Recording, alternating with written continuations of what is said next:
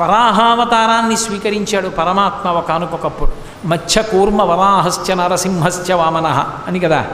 అందుకని ఆయన వరాహావతారం స్వీకరించడం అంటే పంది యొక్క రూపాన్ని పొందాడు. ఏమిటి ఆయన కర్మ?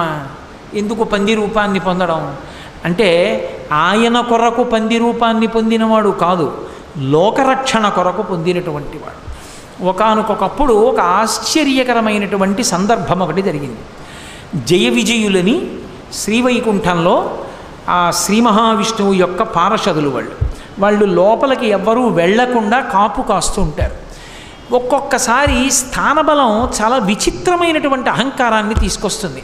అహంకారం తీసుకురావడానికి ఒక కారణం ఉండాలనుకుంటే అంతకన్నా పొరపాటు ఇంకోటి లేదు. నాకు ఏమీ లేదండి అని అహంకరిస్తాడు ఒకడు. ఉందని అహంకరిస్తే నాకు ఏ గొడవ లేదండి అంటాడు. ప్రతివాడికి ఆఫీసులో చాలా పనులు ఉన్నాయనుకోండి, నాకు ఏ గొడవ లేదా, ఇదే ఎప్పటికి వెళ్ళిపోవచ్చు, నేను హాయిగా నాది తేలిక సీట్ అని అహంకరిస్తాడు. అహంకరించాలన్న కోరిక ఉండాలి, కానీ అహంకరించడానికి ఒక ప్రత్యేకమైన విభూతి ఉండవలసిన అవసరం లేదు. ఏమీ లేదని కూడా అహంకరించవచ్చు. కాబట్టి ఆ అహంకారమే కొంప ముంచేస్తుంది. శ్రీ మహావిష్ణువు యొక్క ఏకాంతవాసాన్ని రక్షించే వాళ్ళం మేమే. మా అనుమతి ఉంటే తప్ప విష్ణు దర్శనం అవ్వదు. మేము అనుమతిస్తే పెడతారు, మేము అనుమతించకపోతే విష్ణు దర్శనం అవ్వదు. ఇది ఎంత దూరం వెళ్ళిందంటే భాగవతంలో ఒకనాడు శ్రీ మహావిష్ణువు లక్ష్మీదేవి ప్రణయ కలహానికి లోనయ్యారు. ఏదో ప్రణయం, వాళ్ళిద్దరూ ఆడుకుంటున్నారు. లక్ష్మీదేవి ప్రణయ కలహంతో ఒకసారి ఏకాంతవాసం నుంచి బయటికి వచ్చి ఈ పాటికి ఆయన నేను కనపడలేదని బెంగపెట్టుకొని ఉంటారు అని ఆయన బెంగ పెట్టుకోవడం కాదు, ఆయన దగ్గరికి వెళ్ళి చాలాసేపు అయిందని ఈవిడికి బెంగ కలిగింది. అందుకని ఈవిడ లోపలికి వెళ్ళిపోతుంది. నిత్యానపాయని కదా అమ్మవారు. అలా ఉండాలి, దాంపత్యం అంటే అంతే. అలా ఉంటుందా అండి అనకండి. ఆవిడ అలా ఉంది కాబట్టే మనం ఇలా ఉండాలని మనకి తెలిసింది. మన కోసం ఆవిడ అలా ఉంటుంది. అంతేగాని ఆవిడికి పిచ్చిక్కి అలా ఉంటుందని సిద్ధాంతాలు చెప్పకూడదు. కాబట్టి నిత్యానపాయని ఆ తల్లి లోపలికి వెళుతోంది. బయటికి రావడం అంటే నీ ఇష్టం, కానీ లోపలికి వెళ్ళడానికి మా అనుమతి ఉండాలన్నారు వీళ్ళు. నేను ఆయన దగ్గరికి వెళ్ళడానికి మీ అనుమతి ఎందుకంది ఆవిడ? స్వామి విశ్రాంతి తీసుకుంటున్నారేమో, ఇప్పుడు మీరు వెళ్ళి మళ్ళీ గొడవ చేస్తే బాగుండదు, మీరు ఇప్పుడే కోపంగా బయటకు వచ్చారు, మళ్ళీ వెళ్ళి ఆయన శాంతి భంగం చేస్తారు, వీలు లేదన్నారు. ఆవిడే లక్ష్మి. లక్ష్మి అన్న మాటకు అర్థం ఏంటంటే లక్ష్మ, గుర్తు బట్టి లక్ష్మి. వీళ్ళ లక్ష్మ ఏమిటి? ఆవిడ అనుగ్రహమే. శ్రీ మహావిష్ణువు ఉన్నటువంటి ఏకాంతవాసం బయట కాపలా కాయగలిగినటువంటి లక్ష్మి ఆవిడ అనుగ్రహం. అందుకే అమ్మవారికి ఒక పేరుంది, యశస్విని, కీర్తినిచ్చేది అని.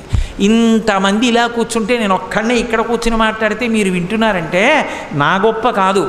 అయ్యో వీడు మాట్లాడితే అంతమంది వినేటట్టు చేసి వీడు చెప్పాడన్న కీర్తిని వీడికి కట్టపెట్టి వీడిని సంతోషింపజేస్తానని అమ్మవారు అనుగ్రహిస్తే ఇక్కడ కూర్చున్నా నేను.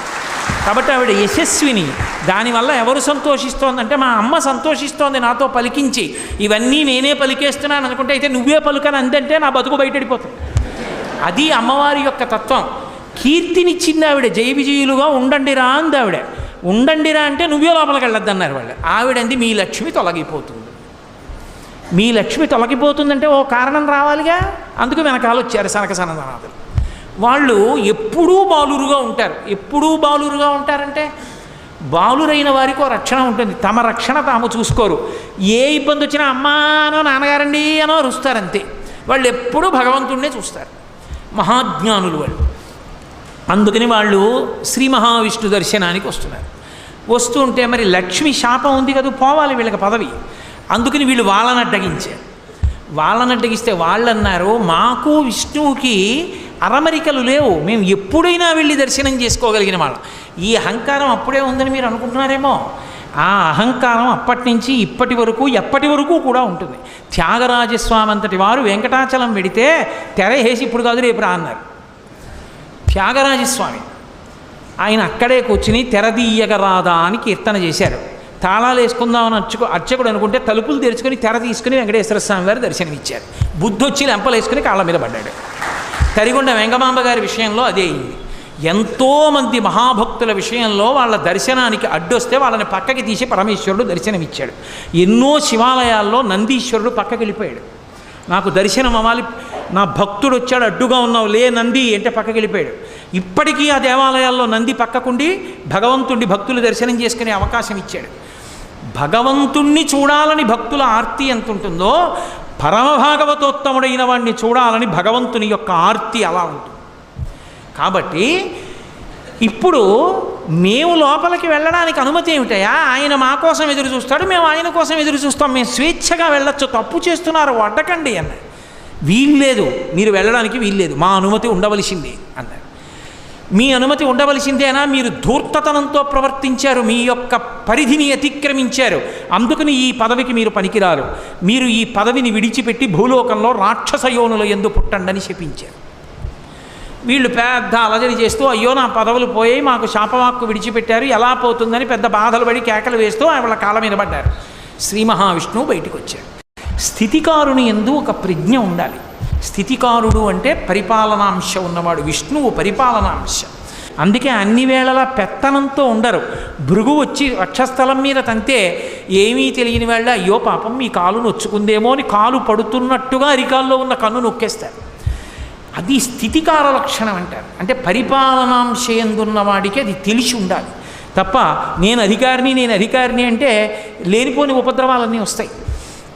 కాబట్టి ఇప్పుడు ఆయన ఏమీ ఎరగని వాళ్ళ బయటకు వచ్చాడు. సర్వజ్ఞుడు, ఆయనకి తెలియదా ఏమైంది, ఎందుకు అరుస్తున్నారు అన్నాడు. జైవిజీవులు అన్నారు, అయ్యా మేము ఇలా శాపం ఇచ్చాం, మా ఎందు ఏమైనా దోషం ఉందా అని అడిగారు. మీ ఎందు ఏం దోషం లేదు అని జైవిజీయుల వంక చూసి, ఇన్నాళ్ళ నుంచి పని చేస్తున్నాం, ఒక్క తప్పు చేస్తే వాళ్ళు శపిస్తే మమ్మల్ని వెనకేసుకు రాలేదు మా బాస్ అని అనుకోవచ్చు కదూ. అందుకని ఆయన ఒక గొప్ప సిద్ధాంతాన్ని చెప్పారు. అసలు ఈ శరీరం ఉంటుంది, ఈ శరీరం ఒకడికి ఏదో కొంచెం నల్లగా ఉంది, ఆయన తెల్లగా ఉండాలని కోరిక. ఈలోగా కుష్ఠవ్యాధి వచ్చింది. కుష్ఠవ్యాధి వచ్చి తెల్లటి మచ్చలు వచ్చాయి. అబ్బా ఎలాగో తెల్లగా అవ్వలేకపోయాను కానీ ఎంత బాగుందో, తెల్ల మచ్చలు వచ్చి అట్టే పెట్టుకున్నాడు అనుకోండి, వేళ్ళు ఊడిపోతాయి.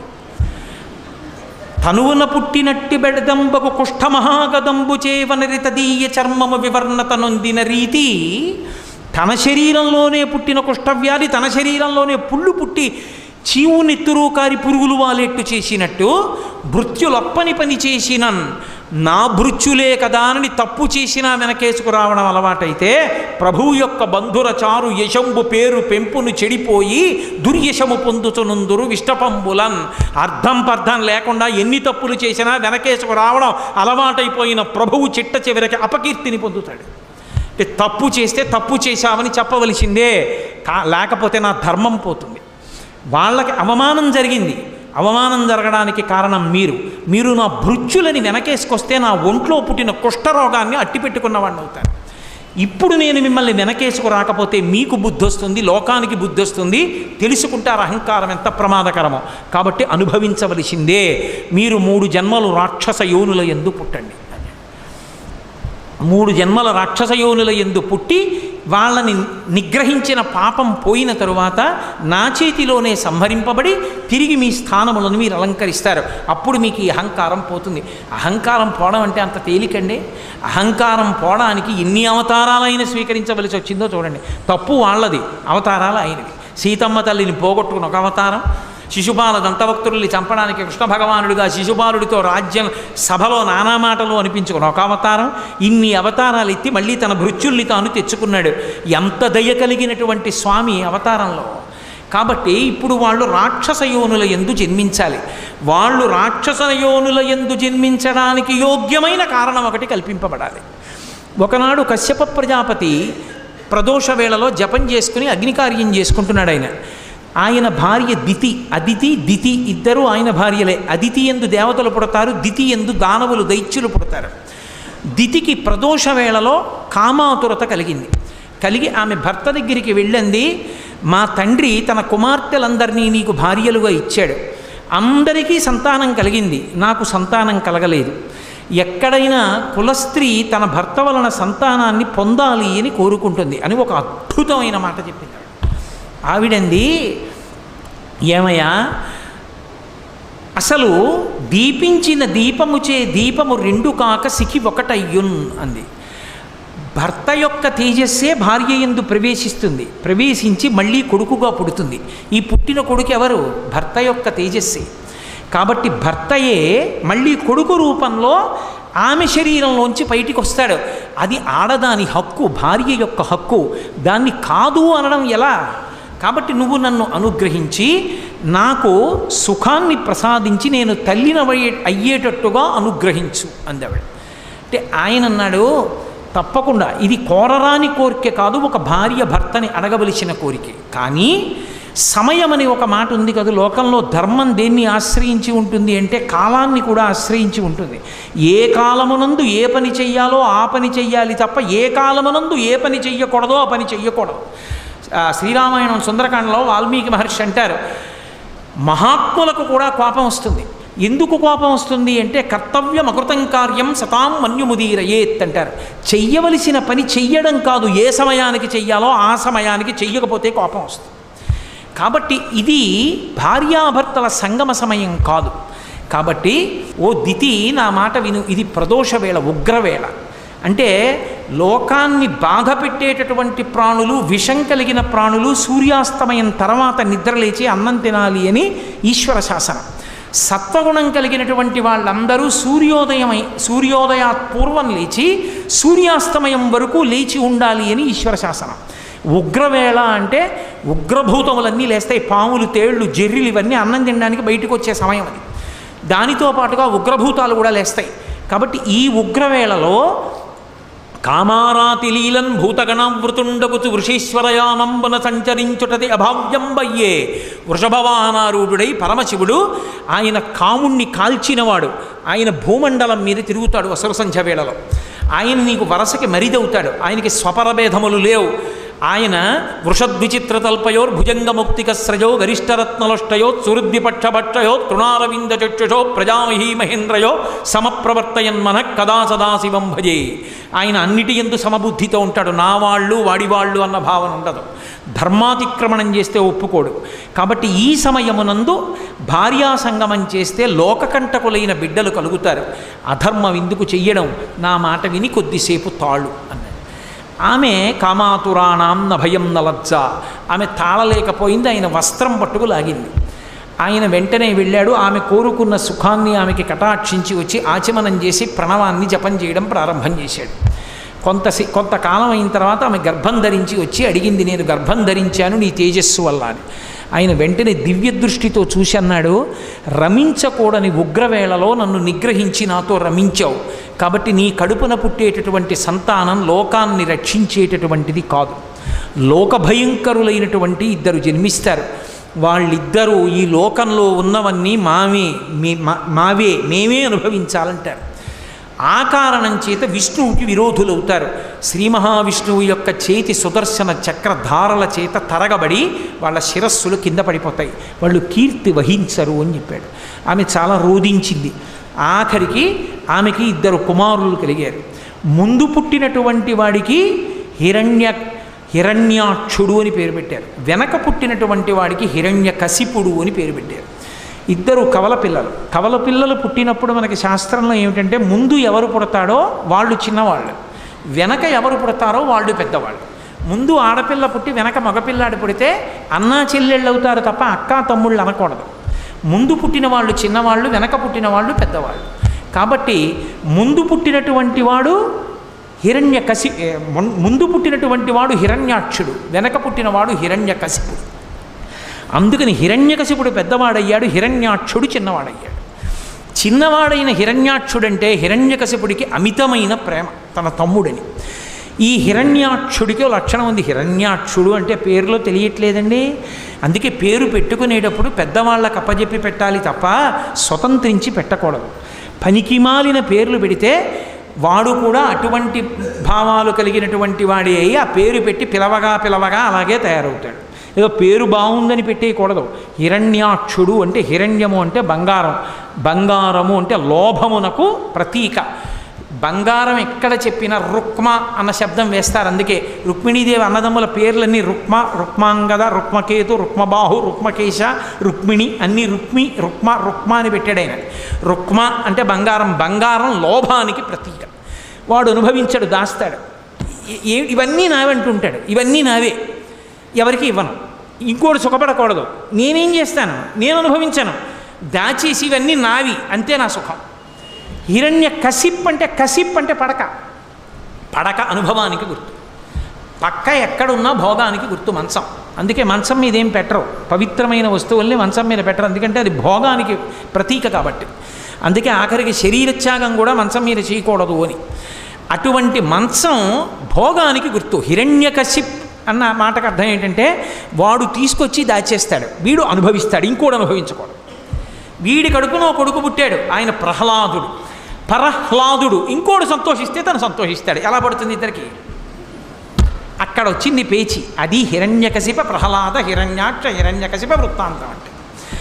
అందుకని అక్కడ లక్ష్మీ విష్ణువుల యొక్క శాసనం సనకసనందనాదుల మాటను అనుసరించి ధర్మమునందు బుద్ధి ఎక్కడ నిలబడదో అక్కడ ఇలాంటి బుద్ధులు పుట్టుకొస్తాయి. అందుకని దితికి పుట్టింది ఈ బుద్ధి. దితికి పుట్టారు వీళ్ళొచ్చి. వాళ్ళకి హిరణ్యాక్ష హిరణ్యకశిపులు అని పేరు పెట్టారు. ఈ హిరణ్యాక్షుడు ఒకానొక సమయంలో ఒక ఉపద్రవం జరిగింది ఈ లోకానికి. ఏమిటా ఉపద్రవం అంటే నేను చెప్పానే, కల్పాంతమునందు ప్రళయం వస్తుందని. ఆ కల్పాంత ప్రళయమునందు సముద్ర జలాలన్నీ వచ్చి భూమి మీద పడిపోతే ఈ భూమి అంతా కూడా ఆ నీటిలో అడుగుకు వెళ్ళిపోయి పాతాళలోకం దగ్గరికి చేరిపోతే భూమి లేదు. నిన్న మీతో చెప్పా, శ్రాద్ధదేవుణ్ణి మనువుని చేసి మనువుని పిలిచి బ్రహ్మగారు అన్నారు, నువ్వు భూమిని ధార్మికంగా పరిపాలించు, సంతానాన్ని ఉత్పత్తి చెయ్యి అన్నారు. ఆయన అన్నాడు, భూమి ఉంటే కదా నేను పరిపాలించడానికి ధార్మికంగా. ప్రళయ జలాలలో అది కిందకి వెళ్ళిపోయింది, పాతాళం దగ్గరికి వెళ్ళిపోయింది. దాన్ని ఎవరు పైకి తీస్తారు? తీసుకొచ్చి పైకి ఎత్తితే కదా నేను దాన్ని పరిపాలన చేయడం అన్నాడు. ఆయన అలా అనగానే చతుర్ముఖ బ్రహ్మగారికి తుమ్మొచ్చింది. ఆయన తుమ్మారు. తుమ్మగానే ఆయన ముక్కులోంచి కింద పడ్డాడు ఒక ఆయన. యజ్ఞవరాహమూర్తి అర్ధి అంగుష్టమాత్రదేహంబుతోడ జననమంది వియత్తల స్థాయి ఎగుచు అంతలోనే భూరిగజ ప్రమాణమయ్యే అచటి వారికి అద్భుతముగా అన్నారు. ఆయన ముక్కులోంచి కింద పడ్డవాడు చిన్నవాడు కింద పడ్డాడు. కింద పడి అందరూ చూస్తుండగానే భూమి ఆకాశములు నిండిపోయేటట్టుగా పెరిగిపోయాడు. ఆ పెరిగిపోయినది వరాహావతారం. ఆ వరాహావతారం యజ్ఞవరాహమూర్తిగా వచ్చాడు.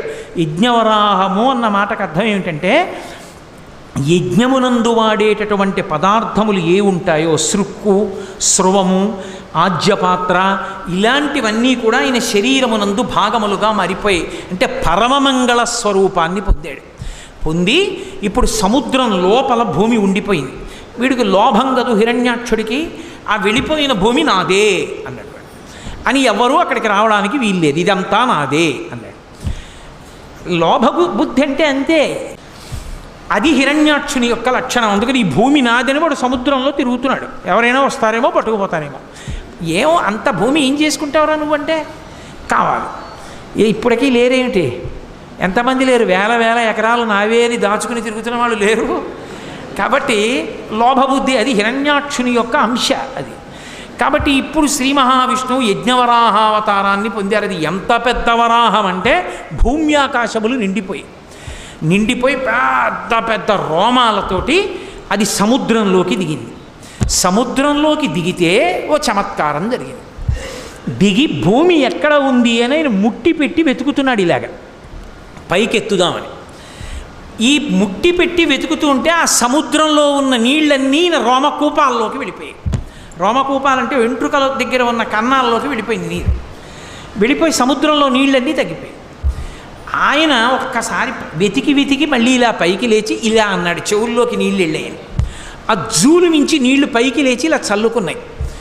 ఏదో అభిషేకం చేసిన జలాలు పాత్ర పట్టుకుని మామిడి మండ వేసి చల్లుతుంటే మనందరం ఇలా తలలు పెట్టినట్టు బ్రహ్మాది దేవతలు శ్రీ మహావిష్ణువు యొక్క అవతారం ఇది, ఆయన ఒంటికి తగిలిన నీళ్లు మీద పడుతున్నాయని అందరూ వెళ్ళి తలలు వంచి నమస్కారం చేసి ఆ నీళ్ళన్నీ వాళ్ళ మీద పడేటట్టుగా నించున్నారు. అలా సముద్ర జలాలన్నీ ఆయన శరీరంలోకి వెళ్ళిపోయాయి. వెంటనే ఆయన ముట్టితో తడిమి పాతాళంతో కలిసిపోయి ఉన్నటువంటి భూమిని పైకెత్తి తన దంస్ట్ర మీద నిలబెట్టాడు.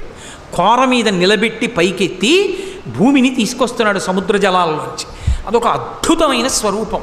అందుకే శంకరాచార్యుల వారంతటి వారు సౌందర్యలహరి చేస్తూ అమ్మవారి మీద శ్లోకం చెప్తూ పరమ విష్ణు భక్తుడు శంకర భగవత్పాదుడు. అందుకే అమ్మవారి పాదం సంసారం అనేటటువంటి సముద్రంలో మునిగిపోయిన వాడిని పైకెత్తడంలో ఎటువంటిది అంటే సముద్రంలో మునిగిపోయినటువంటి భూమిని పైకెత్తినటువంటి ఆదివరాహమూర్తి యొక్క కోర వంటిది అని అవిద్యానామంతస్తిమిరమిహిరోద్దీపనగరీ జడానాం చైతన్యస్తబక మకరంద శృతిఝరి దరిద్రాణాం చింతామణిగుణనికా జన్మజలధౌ నిమగ్నానాం దంస్ట్రా మురరిపు వరాహస్య భవతి అన్నారు. దంస్ట్రా మురరిపు వరాహస్య భవతి. తన కోర మీద భూగోళాన్ని నించోపెట్టి సముద్ర జలాల్లోంచి అడుగులు పైకి వేస్తూ వస్తున్నాడు. వీడు చూశాడు హిరణ్యాక్షుడు. నాది నాదిని కదు భావన, నువ్వెవడు వెతుకుపోతున్నావు నాది అన్నాడు.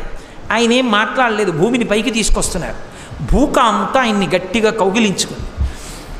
ఈయన గదలతోటి త్రిశూలంతో ప్రహారం చేశాడు. ఇద్దరి మధ్య ఘోరమైన యుద్ధం జరుగుతోంది. ఎలా? దంస్ట్ర మీద భూదేవిని నిలబెట్టి, ఎవరి కోసం? సృష్టిలో మనుష్యులకు ఆధారం ఉండదు జీవరాశికి. జీవరాశికి ఆధారం లేకపోతే ఏమవుతుంది? ఆధారం లేకపోతే మన పాపపుణ్యాలు పోగొట్టుకునే అవకాశం ఆగిపోతుంది. పుడుతున్నాం అనుకోండి, మనం చేసుకున్న పాపం పోగొట్టుకుని పుణ్యాన్ని కొత్తగా చేసుకోవచ్చు. లేదా అసలు పుణ్యము లేదు పాపము లేదు, రెండు సున్నా అయిపోయి అనుకోండి, ఇక పుట్టడానికి అవసరం లేదు.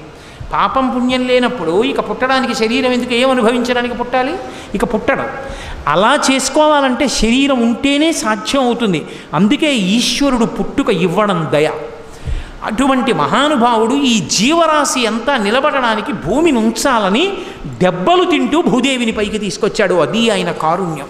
అందుకే ఆదివరాహమూర్తి యొక్క స్వరూపం లాంటి దయ కలిగిన స్వరూపం ఇక ప్రపంచంలో ఉండదు. అంతటి దయ కలిగిన వాడు. నేను మీతో మనవి చేశా, అవతారము అనగానే పక్కన దయా అన్నమాట ఉంటుంది అని. కాబట్టి ఇప్పుడు ఆ హిరణ్యాక్షుడు ప్రదోష వేళ అయింది, యుద్ధం చేస్తున్నాడు. యుద్ధం చేస్తుంటే బ్రహ్మాది దేవతలు అన్నారు, చీకటి పడితే వాళ్ళ శక్తి పెరుగుతుంది, కాబట్టి మహానుభావ సంహారం చేయమన్నారు. ఆయన ఏదో గతదారించి అసహ్య విక్రమ సమగ్ర స్ఫూర్తితో వేయగా దాన్ని యజ్ఞవరాహమూర్తి తప్పించి, ఆ హిరణ్యాక్షుడు విసిరినటువంటి గదని తప్పించి ఒక్కసారి ఆ రెండు కోరలు విదల్చి తన చేతిని ఎత్తి ప్రహారం చేసి ఒక్క దెబ్బ కొట్టారు గుండెల మీద. హడావిడి చెయ్యడమే కానీ భగవంతుడు ఎదురుగుండా కనపడినప్పుడు ఎంతసేపు అండి? నెత్తురు కక్కుకున్నాడు, వెంటనే అక్కడ పడి శరీరాన్ని విడిచిపెట్టేశాడు.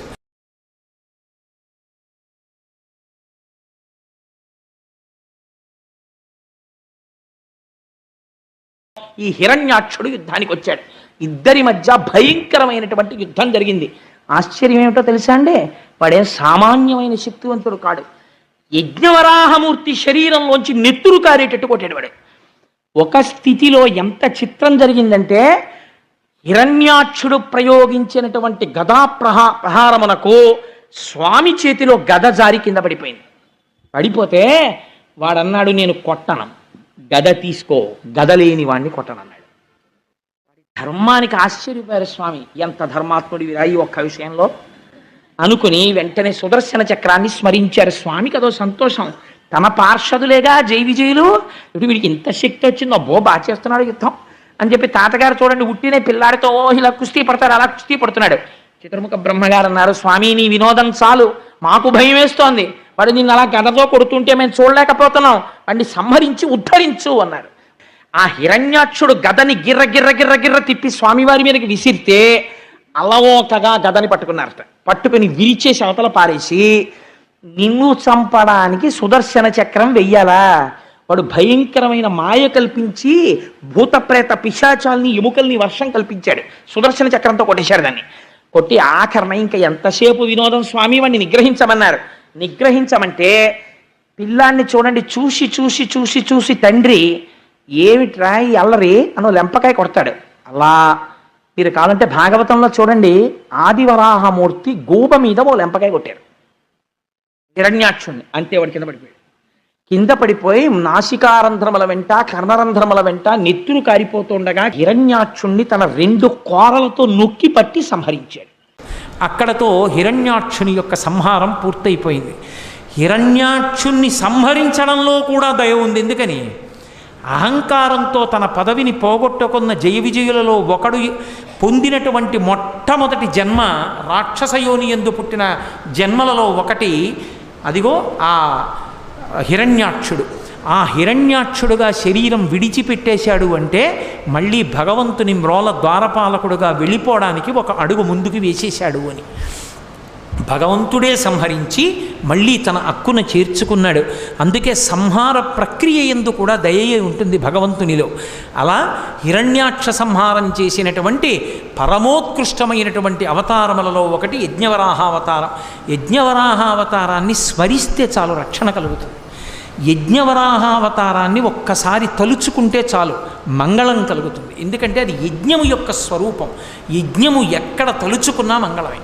అందుకే యజ్ఞ సాధనములతో కూడుకున్నటువంటి అమరికతో ఉన్న యజ్ఞవరాహావతారము యొక్క స్మరణ మంగళములకు దారితీస్తుంది. అందుకే ఒక్కసారి యజ్ఞవరాహమూర్తిని తలుచుకుని నమస్కారం చేస్తే చాలు. పోతనగారి జీవితంలో ఒక అద్భుతమైన ఘట్టం. పోతనగారు పర్ణశాలలో కూర్చుని భాగవతాన్ని ఆంధ్రీకరిస్తున్నారు. కర్ణాటకకి చెందిన ప్రభువు పోతనగారు నాకు భాగవతాన్ని అంకితం ఇవ్వనంటున్నారు, అందుకని చెప్పి వెళ్ళి బంధించి తీసుకురమ్మని సైన్యాన్ని పంపించాడు. తీరా వాళ్ళు వెళ్ళి పోతనగారిని బంధిద్దాం అనుకుంటే పర్ణశాల ముందు ఒక పెద్ద వరాహం ఒకటి పడుకుంది, తెల్లటి పంది. ఆ శ్వేతవరాహం కోరలు చూపించి పెద్ద అరుపరిచింది. భయపడిపోయి వాళ్ళు వెనక్కి వెళ్ళిపోయారు. సైన్యాధిపతి వచ్చాడు, ఆయన కూడా వరాహాన్ని చూసి భయపడిపోయి వెళ్ళిపోయాడు. మహారాజే స్వయంగా వచ్చాడు. అసలు ఆ వరాహమూర్తిని చూసి హడిలిపోయి చేష్టలుడిగిపోయి ఉండిపోయారు. లోపల మహానుభావుడు పోతనగారు ఆయన్ని నిగ్రహించను, భాగవతం నాకు అంకితం ఇవ్వమని ఒక్కసారి దర్శనం చేసుకెళ్ళిపోవాలనుకున్నాడు. ఆయన అలా అనుకోగానే పడుకున్న వరాహం లేచి ఒళ్ళు విదల్చుకొని నడుచుకుంటూ వెళ్ళిపోయింది.